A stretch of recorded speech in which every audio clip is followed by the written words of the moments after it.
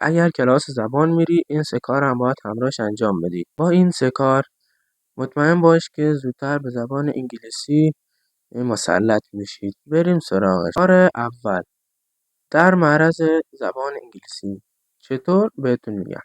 1.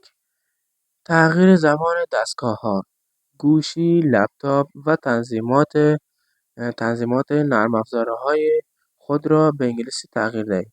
این کار باعث می‌شود که کلمات فنی و روزمره در ذهن شما و در مغز شما حک شود.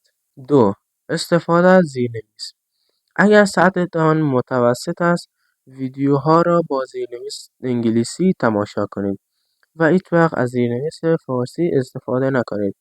چون اگر از زیرنویس فارسی استفاده کنید، به جای گوش دادن به انگلیسی شروع به خواندن فارسی می‌کند. کار دوم، تکنیک‌های بهبود مهارت گفتار.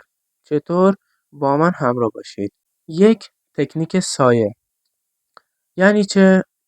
یک ویدیو و یا پادکست را انتخاب کنید. پادکست 2 دقیقه یا ویدیو 2 دقیقه را انتخاب کنید. بشینید جمله‌ها رو خوب گوش دهید و دکمه مکس رو بزنید و با همان لحن و سرعت و طی کلمات اون جمله‌ها رو همش رو تکرار کنید.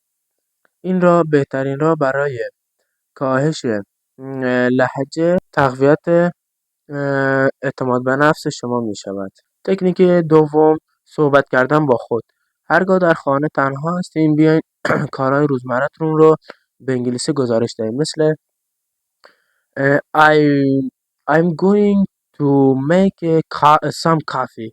یعنی من میرم مقداری قهوه درست کنم. این کار بهتون کمک میکنه که مثلا مغز یاد میگیره که در لحظه جمله بسازه، یعنی در همون موقع که شما میخواین یه چی به انگلیسی بگین در همون لحظه بتونین به انگلیسی اون جمله رو بگید. اگر تا اینجا ویدیو براتون مفید بوده این حرفا و خوشتون اومده، لطفا کانال ما رو سابسکرایب کنید و ویدیو من رو لایک کنید. یک کامنت هم برای من بذارید که خیلی به من انرژی میده.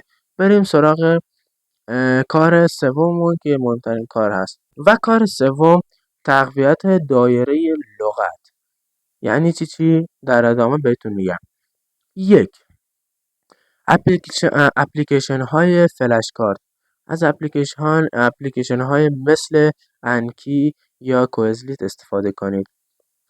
چون اپلیکیشن ها از سیستم تکرار با فاصله استفاده میکنند و این کار خوبیش اینه که کلمات رو از حافظه کوتاه مدت به حافظه بلند مدت منتقل میکنند.